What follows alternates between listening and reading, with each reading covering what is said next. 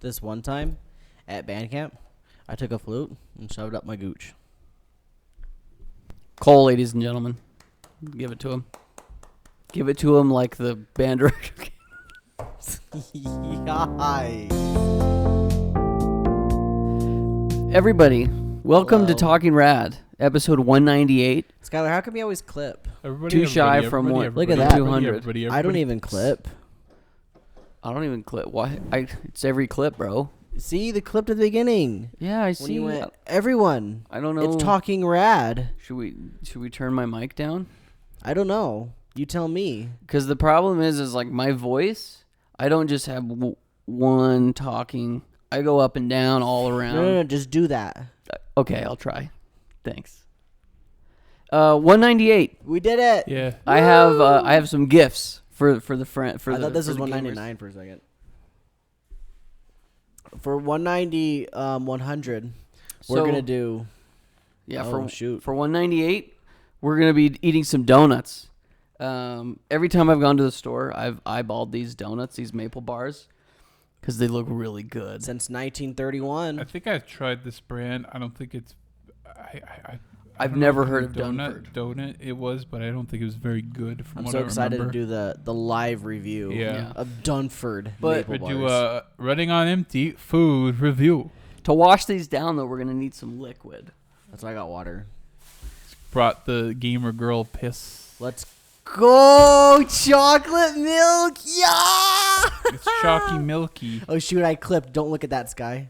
Oh, this hypocrite! Oh. I got This too hypocrite I got- clip. This Hippo- hypocrite. hippo clip. Yikes. It's Thank just you, a giant Skylar. clip. Yeah, this is the typical 4th grade meal, right? I'm here. excited for this. Bless you. Bless you. See, look, they just clipped by sneezing. I'm Sorry. quite excited for our special, Sorry, our everybody's 198 ears. special. What do we do for 200? We're not there yet. We'll think about it. What do you do for You your have a 200th birthday, birthday? cake. You're Get dead. reincarnated. Should we go You're- isekai ourselves? This is You're in the crazy, ground. by the way, dude. This is like I know of a train that passes by behind my house every day at the same time. I hear it. What are you implying? Good hell. Isekai ourselves. I just manhandled that. Okay, would you guys like grab a donut? Yeah, very slow and painful death. I'm gonna the glazing Probably of should these get some maple napkins. looks really good. I'm gonna get this one. Oh, Well, Thane, you didn't even do a cheers. You just dove right in. Fuck your cheers. It's a great maple show. bar. Your cheers. I'll cheers this guy. Cheers. I don't know why I did a grunt. Doing it like drips. We really will need to get napkins. I'm gonna eat over the plastic part. Sorry. My initial thoughts. I like the glaze. I don't like the bread. Don't eat in the mic. The I bread's hate not it. good. It might be a little bit old. That As a- could be it. As a personal person who's listened to podcasts, you eating that mic, I will kill you. There's a more baby. What was that thing? Sorry, I was too busy. Oh eating. my god. I'm making a mess. I remember a long time ago there's I'm a gonna go get podcast. napkins. I'm not going to say which one, but they were eating wings and they were eating it right in the mic and it was driving me absolutely freaking insane. I'm losing glaze.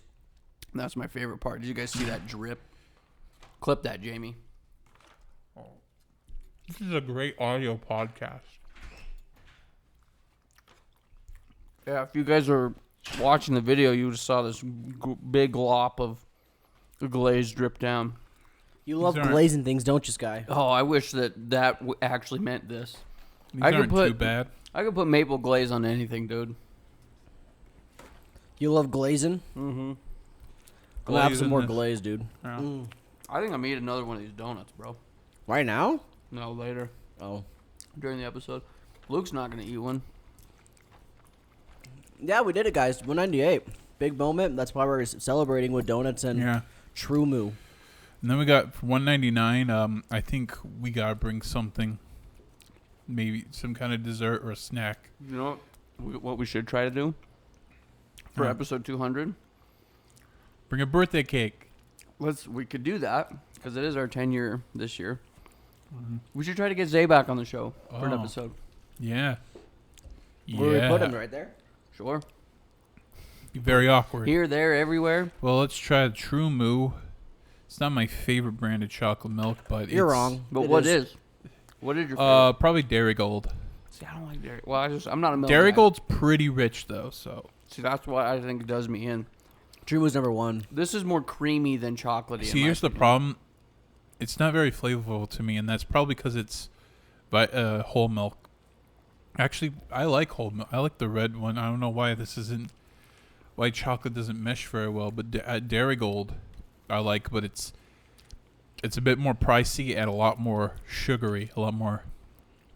It's not as healthy for you as this stuff. Well, this stuff's not very Less healthy, sugar, but more cream. Yeah. They You're messy. May I have a paper towel? Yeah, this is probably the messiest maple bar I've had next to like the fair maple bars. I cleaned up Even pretty those aren't well. that messy. I cleaned up pretty well as he drops his cap on the ground. I'm legit gonna have to go wash my fingers. Does that sink work right there? Yeah. Have you ever used it? A little bit. Doesn't drain super well. Oh, all the pat. Well, no, this is gonna bug me. I'm gonna do it too. Don't worry. They entertained them. Okay. Well, that was a weird moment where we ate donuts and barely had anything to say. Hey, guys, what do you think about the Bungie layoffs? That's pretty depressing, right? Hey, guys. So Bungie, what do you think about those guys? I think that they're not they're not the same company that they once were. Oh, yeah. I'm pretty sure everyone who originally was there during the Halo days are now long gone. Correct me if I'm wrong, but is Jason Jones still at Bungie? Probably not. I don't know. I don't know who that is, really. Is he the godfather of Halo? I think he was just the founder of Bungie, maybe. Oh, yeah. I'm pretty sure he's not there anymore. Let me go wash my hands, too. You guys can Thank you talk again, about Skylar. your Bungie memories. Yeah. Dude, you are correct. This doesn't taste the same as Farmer's Corner chocolate milk. It's not because it's freezing cold at Farmer's Corner. So if I just stick this in the freezer, it'd be gaming. Yeah, probably, yeah. I'm still gonna drink it because it's delicious. So, because Thane brought up Bungie, and he had told us to have memories of Bungie, I got one. So back when I was like in, I want to say, junior year of high school, I went to a GameStop convention where they would do, it was kind of like a mini E3 put on by GameStop. Mm-hmm. And it was the year that the PlayStation 4 and the Xbox One was coming out. And Bungie's new game was a little game called Destiny, brand new. Yeah. Hadn't come out yet. They were showing it off, and I met the art designer there. That's cool. Yeah, I got a poster, and he signed it. That's really cool. I don't know where the poster is anymore. Oh. Well, my memories with Destiny was that, oh, wow, Destiny, it's coming to 360, even though they were really pushing on PS4 and Xbox One. Mostly on PS4. I don't think they were pushing it all on Xbox One, because Sony probably made a deal with them to advertise exclusively for PlayStation, even though it was also on Xbox. Anyways, I was like, okay, I'll just get on 360. It looks pretty fine on 360. I'll have all my friends get together. Not only did none of my friends buy a copy of Destiny, I played it for like, I'd say like five hours. I don't know. However half the game was for the first Destiny, and I was like, wow, I'm really not enjoying it. So years later, down the road, they have I have a PS4, and they have a version called the Taken King, which is a year later. I said, and I think it's Destiny 2. That's Destiny 1. Oh. Yeah. And they were like, hey, this game is actually way better. This expansion makes the game like way better than what the base game was. So I buy it, and it's like, wow, yeah, it does. And I pretty much play through the whole thing, and then I get to the second expansion called something Wolves, Den of Wolves, I think it was called. And I play it, and I'm too low leveled. My equipment's not high enough level. Then I get body in the first level, and I don't know how to get better equipment. I think you had to grind. You had to It's grind. an MMO. Yeah, and I was like, well, I'm not enjoying this, and that was basically my history with Destiny. I've never played Destiny 2. Destiny is one of those games that I've always wanted to like, and I've tried it several times. I played Thane's copy of the first one back in the day. Yeah. I played maybe an hour of it, and I'm just like, wow, I'm not having fun. And I think that was specifically because I was playing by myself. Mm-hmm. I think that game is a game where you should play with other human beings. So that one's on me. We played Destiny 2 a couple years ago, probably like 2 or 3 years ago. And we played like 3 or 4 times, put several hours into it. And then I played a second time with Jordan, like a different going back to session. Did you make a new character? I don't remember. But I had a lot of fun playing that game. And then I'm just always reminded, this is an MMO. And I feel like I'm so far behind that it's too overwhelming for me to jump in.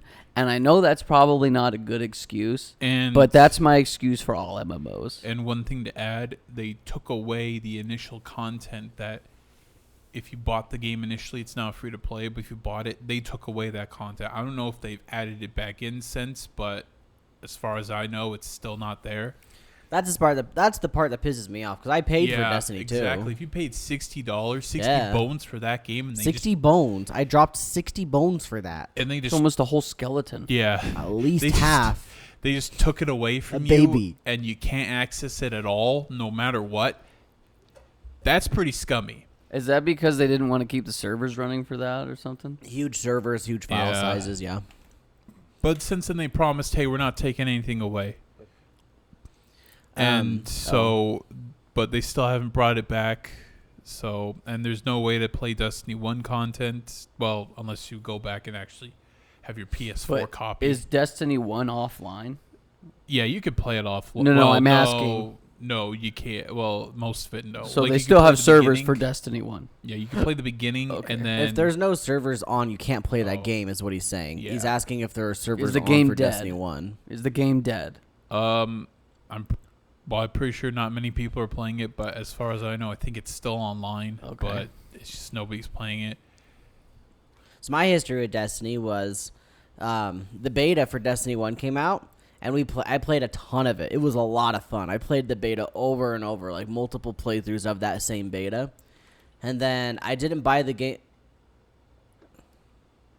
What? You just chugged that thing. Yeah, enjoy your drinks, my guy. You guys are almost done with yours, too. I still got about a fourth or a third left. I got half. Maybe a little less than half. Carry on, sorry. So we didn't get the game at launch because we were like, kids, $60, a lot of money, you know. Because when did it come out? Was it 20? We were probably like 2013. 2013? Yeah, we were in high school. So me and my buddy Jake, I just got out of high school. we were looking at the Black Friday. That's what it's called. Black Friday ads for Walmart. And we happened to notice that they had on the Black Friday ads Destiny 1 for $30. Mind you, this game had been out for a month, maybe less than a month. Wow. And we go there because we're all like, there's no way they have this for $30. And we go there and we can't find it anywhere. It's not in any of the $30 spots. We ask some people and they're like, yeah, no, it's not $30. And then, so my buddy Jake's dad works at Walmart and goes, yeah, if you got the ad, we'll just price match the ad because it's our ad. So we got it for $30. And then we never played the game once. Wow. What was the reason behind that? We just never got around to it. Yeah. One of those. But me and Jake, when Destiny 2 released for the PC, we paid $60 for it right up front. Played probably a good 10 hours of it, and then haven't played since. And then I played with you that one time. That was it. I honestly, though, like I said, I really enjoy Destiny, but in bite sizes. Like those sessions we played maybe for like an hour, hour and a half, maybe 2 hours. It's really fun. But then you play, you're hitting hour 2, and you're like, my God, I've done the same thing over and over and over again. When I first heard that Bungie was making an RPG shooter, I was like, whoa. I mean, you're going to have like equipment and monsters. I was expecting like something like Elder Scrolls or Final Fantasy, something like that. Instead, the RPG elements are like almost secondary. It's like, yeah, you throw this on and you just do a bit more damage. It's more skill based.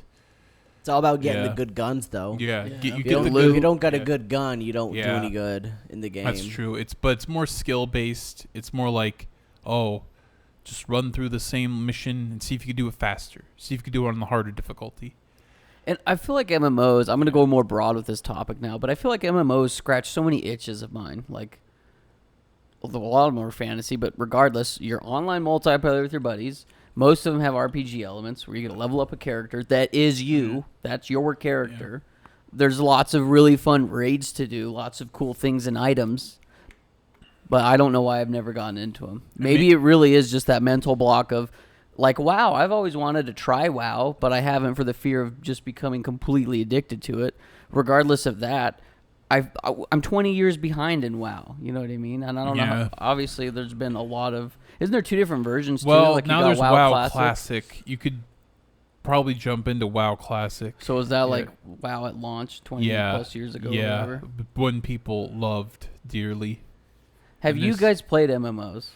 I played WoW back when my brother had it. He had an account, and it was I can't remember how to like. It was like, oh wow, it's like an RPG, but there's people around here, and oh wow, and you can talk to people and you can duel them. If you initiate duel, you'd say, hey, want to duel? You duel, and I dueled a high level character, and he killed me pretty fast. That was really interesting because I never really experienced anything like it, but it's really hard to get into, especially if you're not a multiplayer guy. I'm more lead towards single player games or smaller co-op multiplayer games, the ones that like doesn't have a million people online but just your friends. I prefer more personal games with friends where you can just jump into a mission and do it. And that is kind of what Destiny is. You can jump into your mission. It's not a big sprawling MMO as we've been describing it. It's more of you get a HUD world and then you pick a level and then you go there.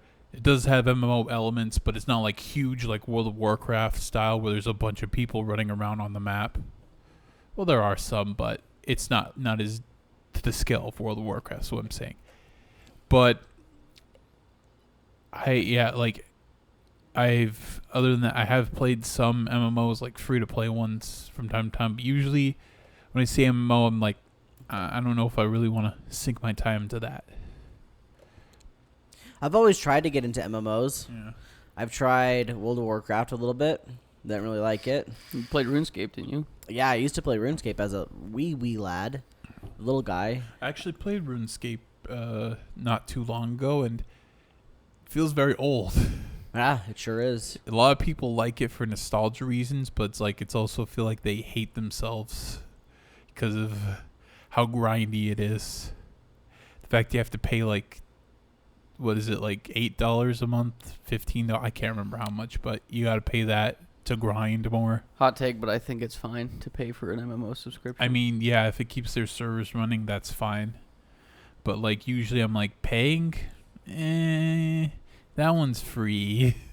Then I tried Warframe. It did not make it through the tutorial. Oof. And I think there's got to be at least one more that I can't think of off the top of my head. Actually, I will admit I've tried to get into Warframe several times across several consoles.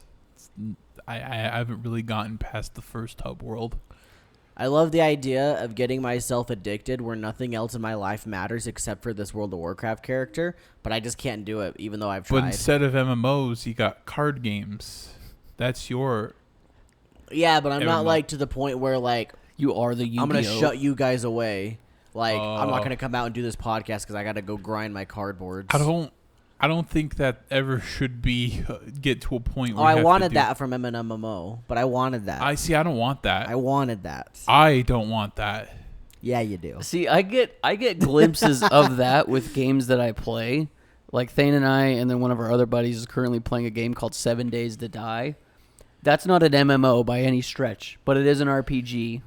Or at least has RPG elements. It's an RPG survival game. Yeah, it's an RPG. Definitely has heavy RPG elements. But I guess especially the mod we're playing. Yeah.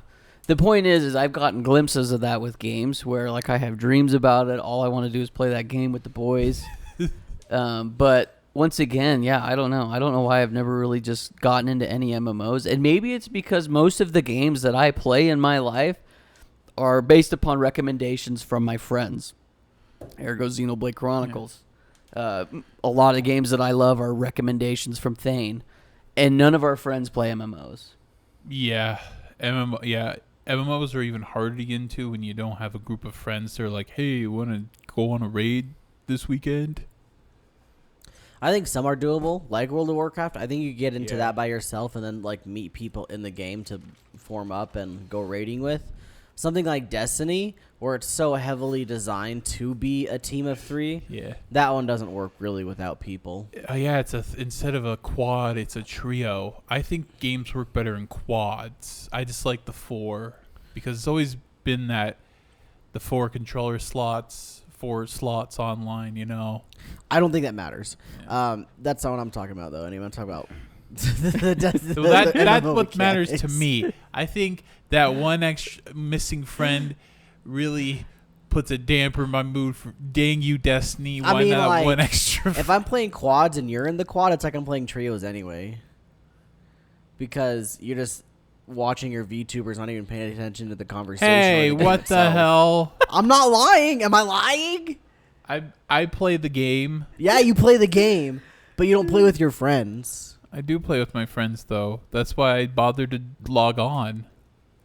Anyway, so I was listening to a podcast one time, and this Meat Shield. this guy, the guy in the podcast, he's a big Destiny guy. Hadn't really played much in a while, but like back when he was really into Destiny, he just enjoyed the game enough where he would do the same raids over and over again, helping other people go through these raids and all these things.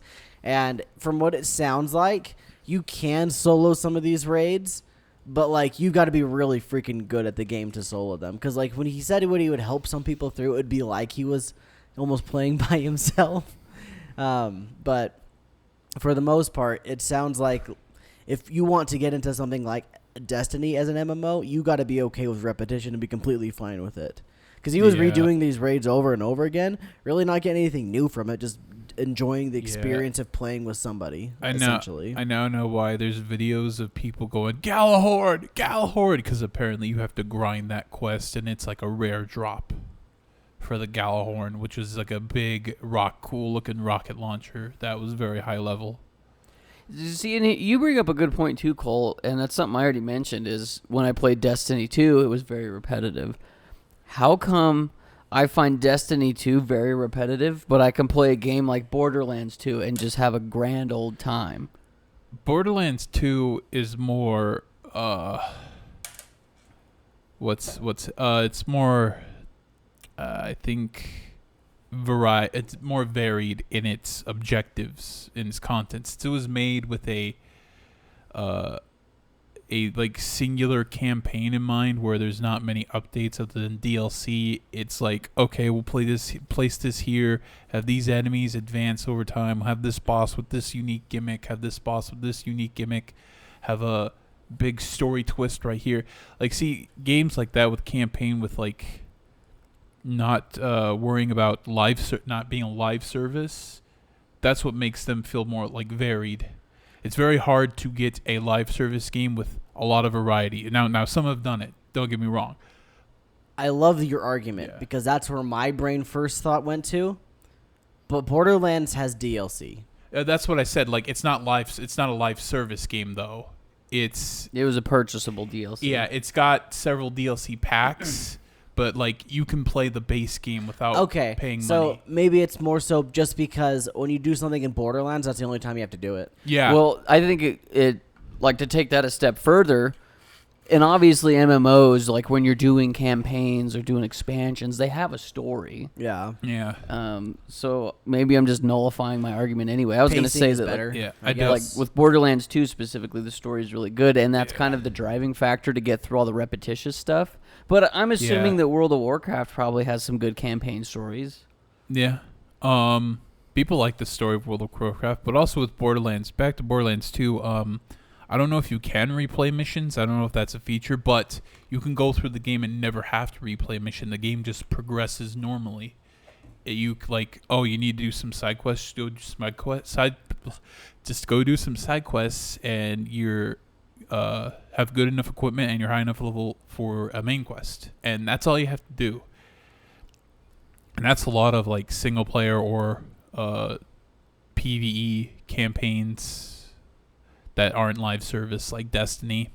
So yeah, and I think it's just, for me, like, I haven't found really too many live service games that haven't had just repetition in there. Like, you need to like mindlessly do something, like this Kingdom Hearts gacha game, or I don't know if it was gacha. I think it was a mobile live service game. Like the comp, like had lore. It was like canon lore, like a prequel, and it was like the earliest game in the timeline. And the combat itself was like just tap the screen. Oh, wait a minute, recharge. Tap the screen. It was very boring. So that's like a lot of live service games I see come out. There are a few that are good, like Helldivers 2. Fortnite. Yeah, people like Fortnite. Like, it is the same mode where you just like drop in, but I think there's like that element of surprise, like where it's like, ooh, what will I get in here? Oh, I got a gold gun. It's what it is Fortnite is akin to gambling. Yeah. Because every time you drop in, you don't know what items you're going to get. Yeah. And then it's always that like, oh my gosh, I was this close to winning. But just dopamine shoved right in your brain. And in the early days, it was just that one mode. It's not. I'm not saying Fortnite's gambling. I'm saying that it's adjacent to gambling. Yeah, it's gambling with the little brain thingies are doing the some brain stuff things in there, and they make you feel good. Exactly. I'm not saying that you're gambling in Fortnite. I'm saying that feeling you get while you're gambling is similar to what you get when you play Fortnite. You could just gamble. You could just buy a bunch of Apex packs. Yeah, it makes you feel good. Your brain does this stuff, and flashing lights, all the colors. Yeah, so in a way, live service is kind of hard to not be repetitious, because you got to keep coming up with content every time, as compared to a one packaged in campaign you buy for. I'm going to tell you the way to get around live service, and it's why I believe Fortnite will never die, and why Halo 3 was so innovative. Forge mode. Yeah. You as a developer, Thane, will never have to do another thing in your entire life other than just make sure the game stays playable, because you just gave your player base and community the tools to make content updates. And that is why Halo 3 is one of the greatest games ever made. Thanks for coming to my TED Talk. Fortnite's never going to die either. Or Roblox. That's that's funny. Halo 3, amazing Forge mode. So why is nobody forging it up in Infinite? They do update it. I've seen updates. I think that when Forge... Well, here's the problem with Halo Infinite specifically, because they did the same thing with Halo 5. That's actually a live service. Well, the multiplayer is. It was too late. Halo Infinite had such a good opportunity to strike first, strike hard, no mercy, sir. They stroke first. They struck first. They struck first. They didn't strike very hard, though. They were going up against... They just had no competition at the time. Everybody was looking for something. Anyway, they dropped the ball. Forge didn't come out when it should have. They pretty much revolutionized like content creation in your games, like full of that scale, of that variety. It's like, Excitebike did it first. Let's go. Okay, Let's go, bro. That's true. But you could just say any level editor at that point. Anyway, going back though, let's go back and focus on this whole community-driven content. It is such a brilliant idea to have your game basically infinitely replayable, and it can literally go on forever. Because now you as the developer don't have to worry about providing the live service of always giving content, because you've given the community, who always bitches about wanting stuff, well, now they're not going to bitch because they can literally make whatever they want. Think about all the fun modes that came from the Halo 3 era that people probably have remade in the Halo Infinite Forge, but it was too late. Their player base is gone. I know that when Forge came out, there was a resurgence of people getting back into the game, but it's too late. It wasn't enough. it's gone. Yeah. You know what I mean? Ship sailed on to the next thing. There's so many freaking games that are coming out that it's flavor of the week, baby. Hopefully yours lasts. Imagine how easy it is to make a Roblox level. I mean, it's not as easy as you pulling up and going, oh, look at this. I made this cool game. It's like you can, if you take the time and effort, you can create anything that Roblox editor. And also there's so many games coming out with like level editors and map editors, and people learning how to mod games. I think it's so cool. Yeah. Think about games that have like withstood the test of time, like Skyrim, for example. Skyrim, people still play the crap out of that game, and it's still Bethesda. In Todd Howard's words, Bethesda's most played game because of mods, and they've embraced it. They've done some scummy things around the mods, don't get me wrong. Anniversary edition. But nonetheless, they've once again given the tools to the community, and they've embraced that. I think it's so freaking cool. Look at Mario Maker. Mario Maker's so cool. I love the idea of Mario Maker. Yeah. I'm not creative enough to go in and make levels. But I like you to partake can play in. the creative people's levels. Exactly. Think about all of the what was the one? Happy Wheels. Happy Wheels was another game where the community just kept making crap for people to play. Like it's stuff like that makes games endlessly replayable. Yeah, Doom has been around since 1993, and people still make like fan levels, and you can easily put them in there with a little program, and you're playing them. Like, people are still making Doom bots to this day. We're skipping over the best one of them all time. Mod Nation Racers. Oh shoot! Isn't that the one with the greatest creator level? In my it's opinion, the one where you I just love drive. that game. I think that game is the best track maker for any racing game of all time. Do you think Sony should dust off that IP and bring it to the PS5? Only if they basically copy and paste their level editor and be good, because it was the perfect level editor. Do you want to explain it for everybody? So Mod Nation Racers remake. It's a Mario Kart clone. It's a go-kart. It got, I think it was racer. so popular that they told the developers, hey, make this, just put Little Big Planet on, and they made Little Big Planet karting. So it's interesting. The level creator basically is this: you get to take control of an asphalt machine, and you can drive almost like you're flying an airplane. You can go up, you can go down, you can roll left or right, however you feel. And it just goes slow, so you have complete control of what you want it to do. If you go up, mountains and stuff are placed underneath, to hold it up and all that. Every now and then, like, bridges will be put down and stuff. Like, it's perfect. There's even, like, simple buttons that say, like, oh, press this button if you want to just auto-fill the rest of the track, and it'll automatically drive to the end point and connect it instantly. And then the other one's like, oh, I don't want to sit here placing all these trees and houses to make it look nice. Auto-populate. Make sure all the trees look nice. Put little houses by the roadside, and boom, all done by itself. That's really cool. And then if you really want to get technical, you can place every tree individually. You can place every house. You can make your own mountains. You can make your own valleys. It's literally freaking like city skyline. Think of that like level of like creating like terraforming and stuff. But then you get to make a little go-kart racetrack on it. It's so good. It's peak. Yeah. That to me, I think live service games can flourish. Obviously they do. They have. I think Fortnite has done the absolute very best as far as live service goes, because of they basically took the Roblox approach / Halo 3, where anybody can make anything in there now and make the game mode, whatever you made, playable. I don't know the in-depth of that editor. I know you used it in its like beta form. Halo. No, Fortnite. Oh, The Fortnite editor. I never made any things with it. I just played stuff. Do you? So there wasn't like any like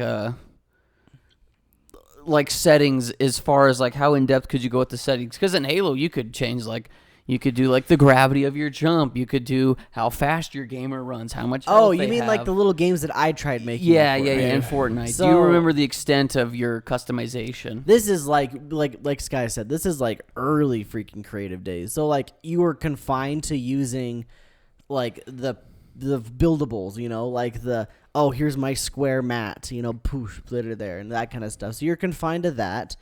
The game settings were more or less in line with Halo. I couldn't replicate everything I could do in Halo, but pretty close. But I mean, like, that map I recreated, the pit from Halo 3, I recreated that in Fortnite. It's not one-to-one because, like I said, I was confined to those squares, but for the most part, I was able to make it.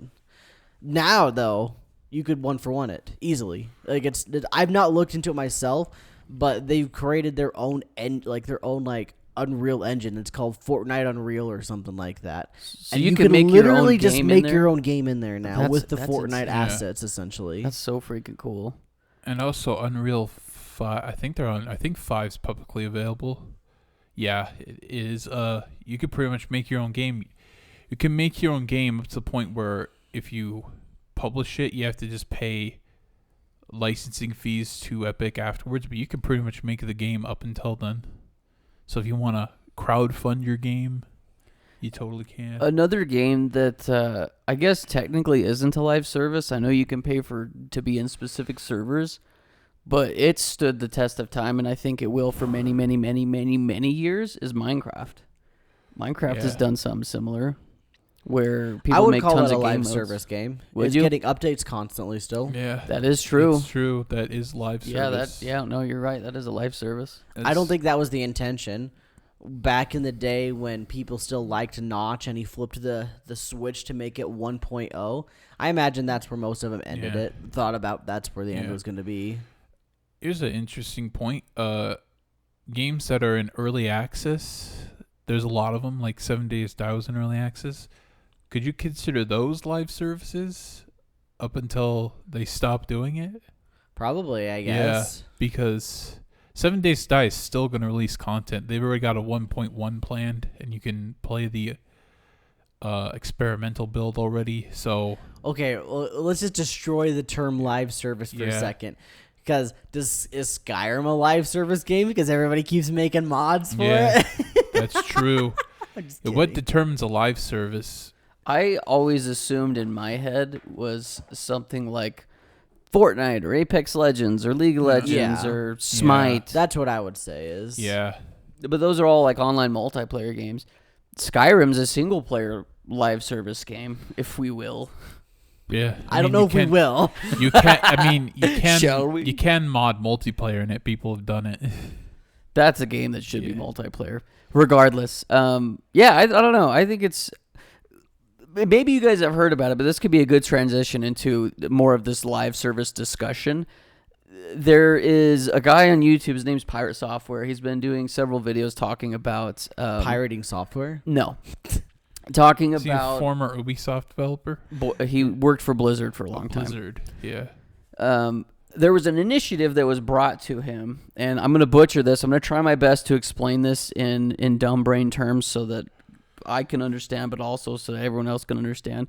Essentially, there was an initiative brought to him that everybody wanted him to sign, saying that developers will no longer be able to, if they're going to make a live service game that people pay for, that has to be in service forever, essentially. Oh. Which is really silly in my head. Anyway, he goes on to explain it and talk a little bit about until it. it stops making money? Like what? Well, that's the problem, and that's what people aren't. I don't think people are fully understanding. And the example that they brought up was the game The Crew, back in the day. But they also released The Crew 2, and this was a point he made where he was like, "Okay, but how long are you supposed to have the predecessor up and running for when you release a sequel?" I mean, you could look at the trend of when The Crew 2 came out, all the players went to The Crew 2. I mean, there was probably still some on the first one. Yeah, most games do that, yeah. Yeah, I think it's very unreasonable for people to expect that from game developers because you have to make money. It costs money to run games because you have to pay for servers and stuff. Not to mention all the nuances and back end things that the developers have to deal with to make sure the game keeps up and running. Yeah. Especially if it's a live service and they're constantly adding updates. Totally. So I mean, I'm assuming you guys haven't been following that at all. Then not at all. I remember when when this thing happened, when they turned off the Crew servers and everybody was really pissed about it. I'm just like, bro. This game is like almost 10 years old now. They care, weren't really, pissed this about. much? They weren't really pissed about the server shutting down. Is that the complete removal from storefronts? Yeah, and if you have like a Yeah. disc, you can't even play it or something like that. Yeah, and it's like I'm like, sure, that Yeah, sucks, but that's- like, what are you gonna do? Yeah. Most of that game was on the servers. Like, you would have to literally make an update for it to make it so people can play single player. That's Yeah. exactly what his name's Thor, the Pirate Soft guy. He was saying the same thing. He's like, well, most of these games were online experiences, and you want a single player game experience. It can be done. It can be done, Sure. but that's not the nature of the game. It's like It's- jumping into Fortnite by yourself. It's like the equivalent of being all like, okay, we're making a new World of Warcraft expansion, but all you people who just want to play the previous World of War expansion and don't want to do the next World of Warcraft expansion, we decided to make an offline mode just for you, and it took us probably $500,000 to make it, but hey, we still did it for you. Don't you Yeah. worry.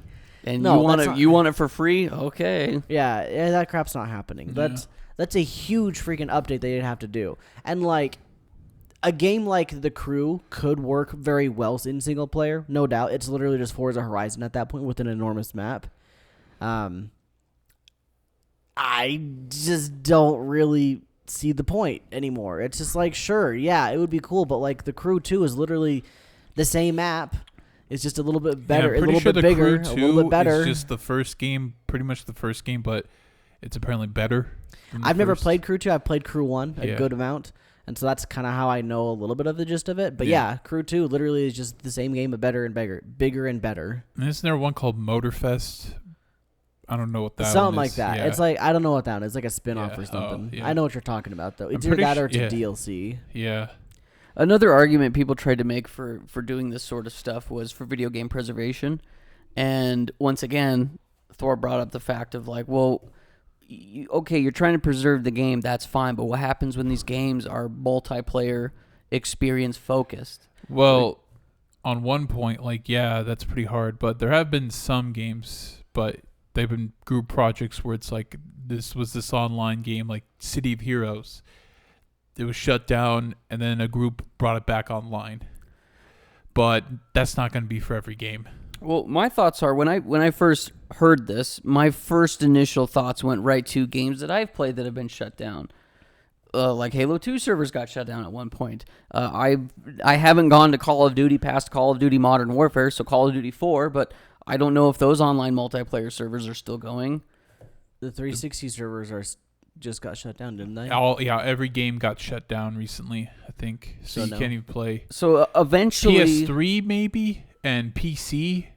PC but- will always have custom servers. Right, Yeah. see, and that was the point I was going to bring up, is like eventually all these games are going to get shut down, but if there's a big enough fan base, even if there's even a very niche fan base of a game, you can go online Oh, and yeah. eventually you're going to find it. You'll be able to download the Crew online, and then somebody will make a custom fan-made server that you'll be able to connect it to. Just like Phantasy Star Online 1.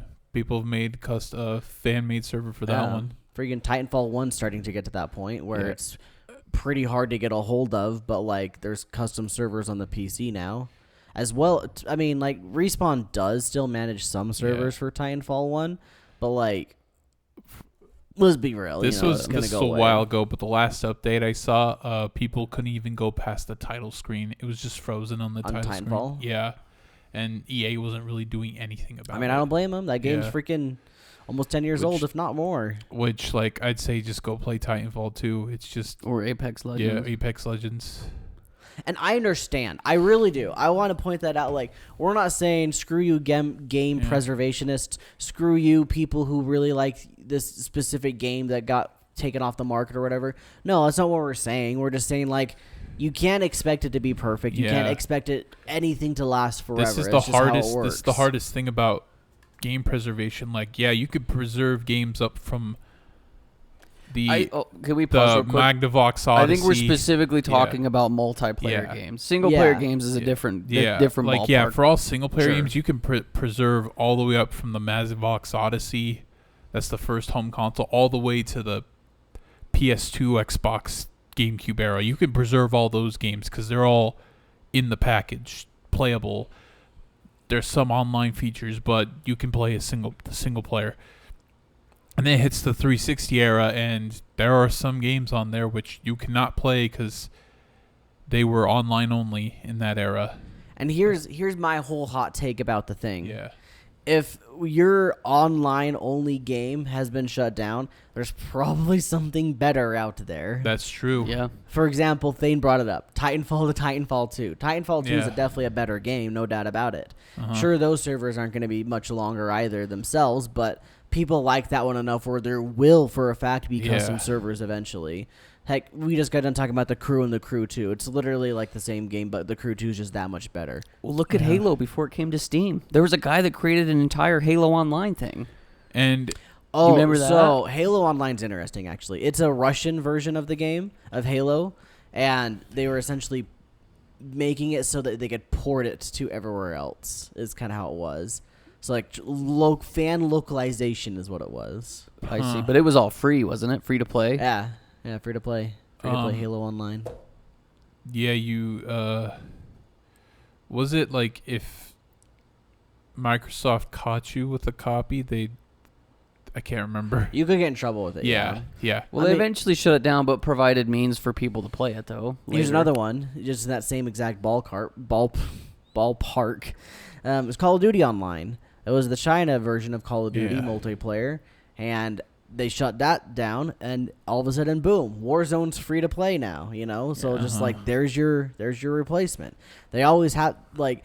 These companies want your money, right? They want you to be playing their game, so they're going to have something for you to do that is almost certainly going to be better than what they had. Yeah, but here's the thing. When people stop playing games, they're not going to want to keep those servers up. Absolutely. It's a waste of money for them. Servers are not cheap to maintain, so they'll be like, well, sorry, 2 people who like this game.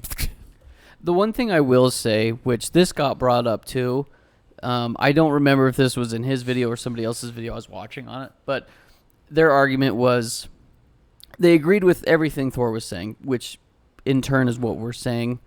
Obviously, he said it better in more detail. It was able to address the whole topic from a game developer standpoint because he is one. Regardless, some of the arguments that got brought up were if a fan is providing a way for a game to be played that the developers or publishers or whoever owns the rights to that game are not providing, that those companies should not be allowed to go down and shut down the fan projects as long as they're not getting any monetization or anything from it. What are your guys' thoughts on that? That's fine, and I think for the most part that's how it is. I don't think people get shut down unless they're trying to get money for it.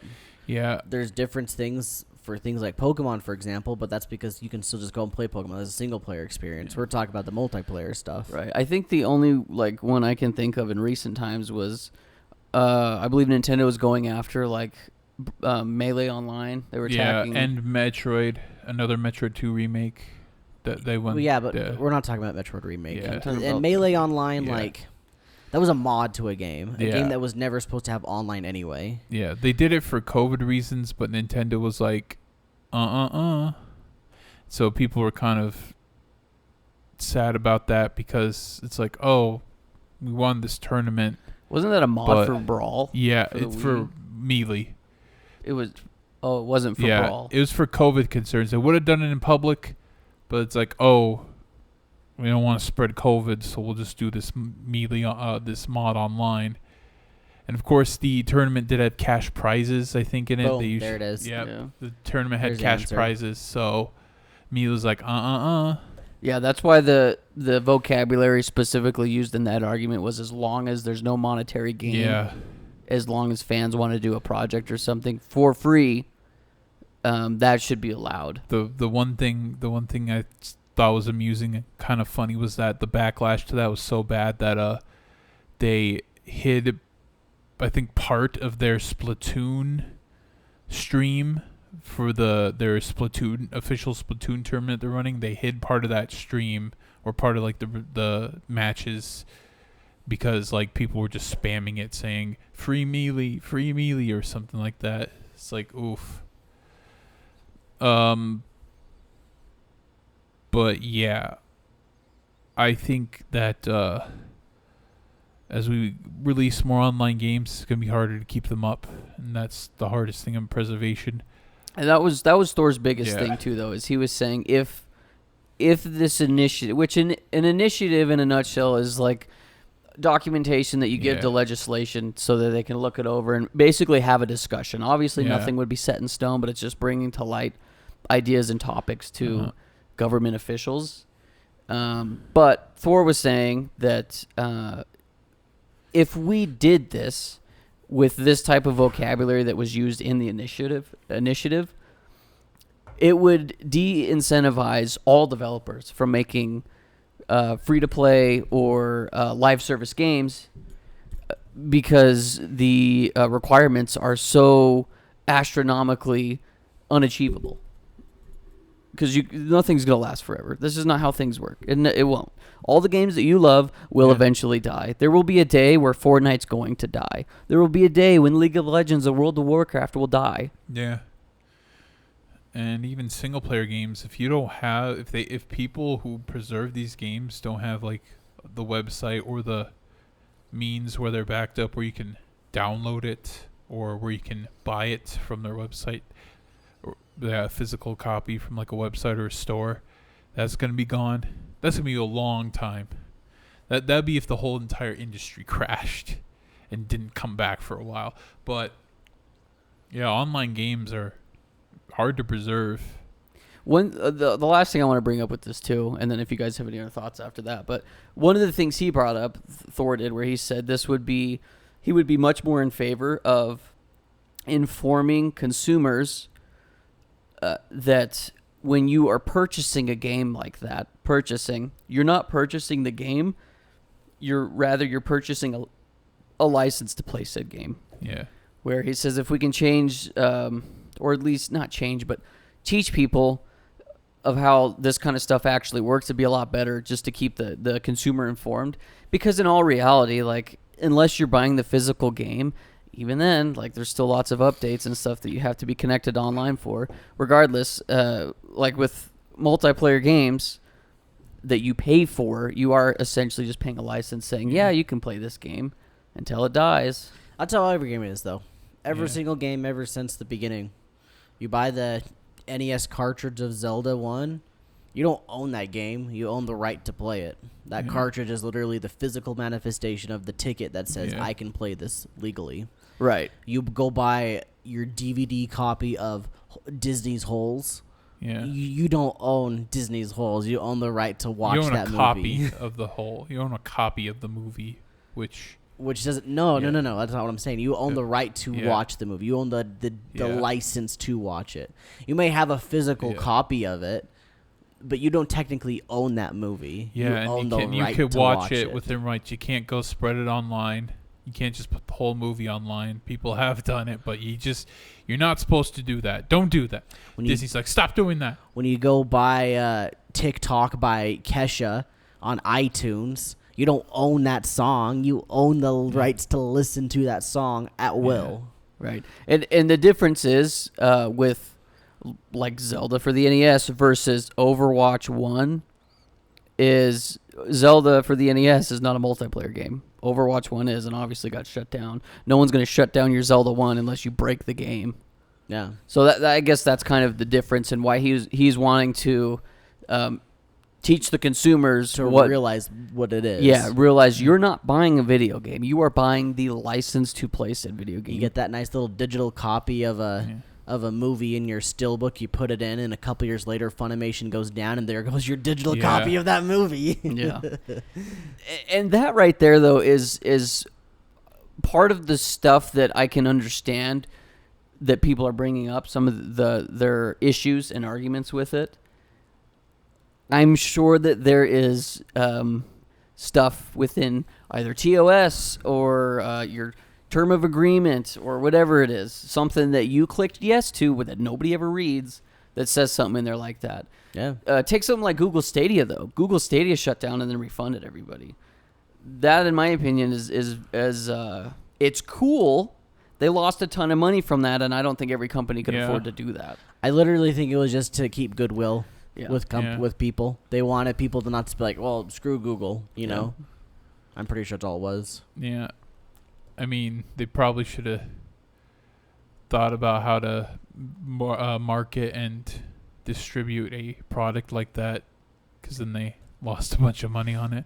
So now to bring this conversation full circle, this is my hot take on the gaming How industry. are you getting back to maple bars from this? I'm so lost. I'm not going back to maple bars. He said full circle. Well, cut out, like, that was like it's like a circle, but like the starting track was like the donuts, and then where the starting line is the Halo 2, the Bungie layoffs. We are going back to Xbox. That's where I'm Yeah. going with this. To bring this back full circle and my hot take on the gaming industry, and I think I want to make a video actually talking about this, of why the gaming industry is changing and we should embrace it, is the subscription-based model, I think, is really consumer-friendly. Because you pay X amount of dollars for Game Pass, you can play all of these games. You know in your head that you don't own any of these games, and they're going to be swapping games in and out all the time because they do.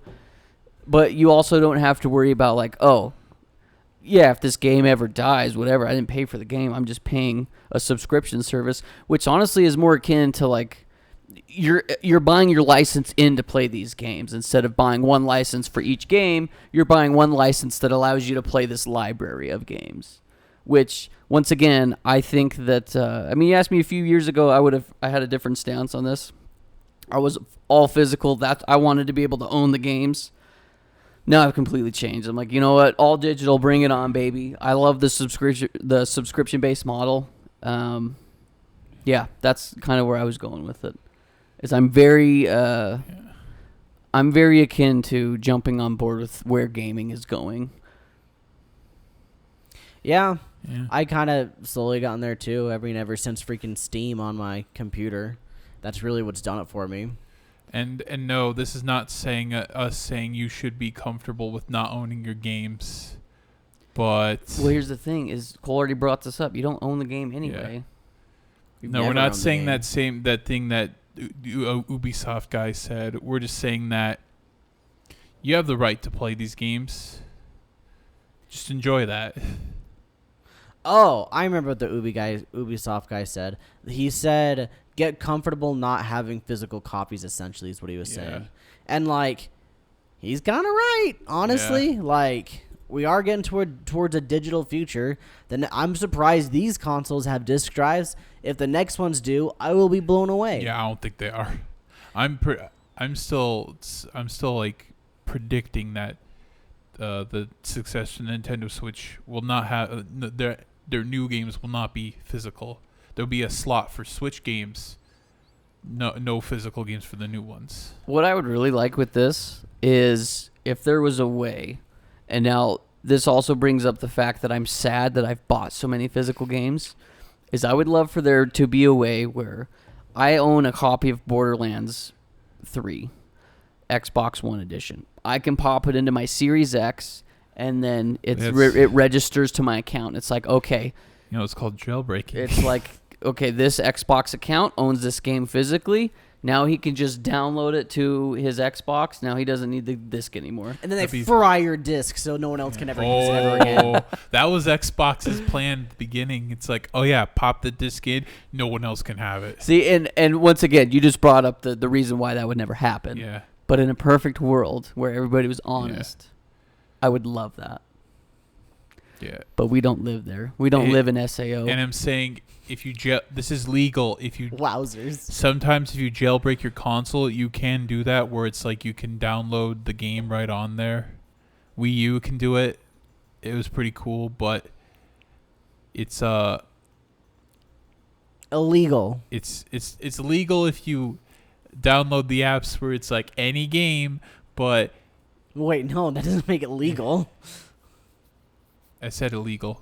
Oh, yeah, illegal. Yeah. But if you're just downloading it to take your physical game and burn it into your Wii U, which you can do. Technically, yeah, that's legal. Yeah, that's legal. That's like dumping your own ROMs. Yeah, but that's dumping your jailbreaking ROM. your system is illegal?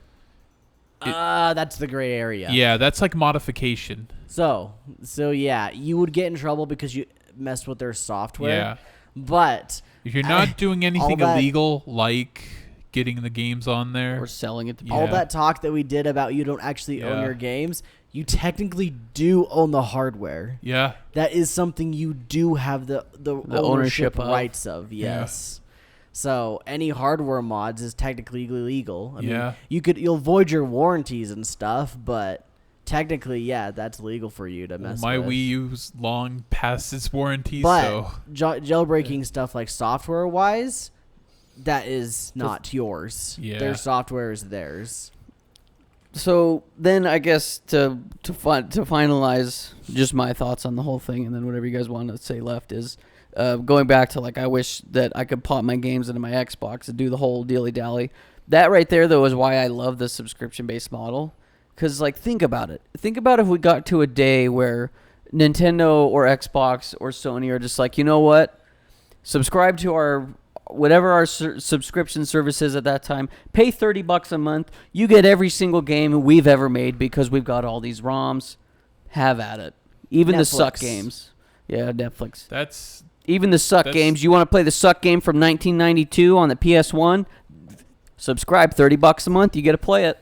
You want to play Mario Super Sunshine? I know that game sucks, but okay, I guess here you go. Like that. I would love that, dude. Think about if we had access to a server like that where you could just play any game. You pay the subscription model or fee. You could play any game they've ever made. They have the ROMs for it. I would love that. That's where I would love the future of gaming to go to. You see, that's kind of what Nintendo is doing, like with the Nintendo Switch Online, NES. Why are they just slowly releasing it then? I know, like, that's the worst part. It's like they just trickling it down. It's like, just give us. It's like, okay, here's the thing. Own the rights. Just give never it to made us. sense to me. This whole drip feed they're doing with their Nintendo Online, because it's just all like, drip feed is like something you do for like a live service game, like we've been talking about.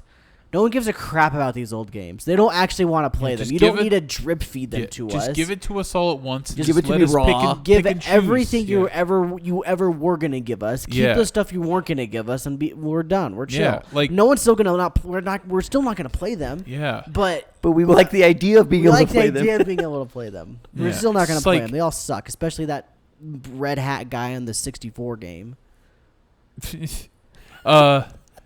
Gex? You mean Gex? Yeah, just give us like a bunch of games, and then some games, if you don't have the full rights to, just wait, negotiate the rights, and then put those on. But just give us the games you have the rights to. Bro, don't already. even bother negotiating the rights. No, we're not going to play them anyway. I just got done saying that. Some people want to play them. Nobody wants to play them. I play them. The only, I guess, to piggyback off your argument, people that play them are people that need footage for their YouTube videos. Yeah, but there's already a channel with a long play that they've already done. Yeah.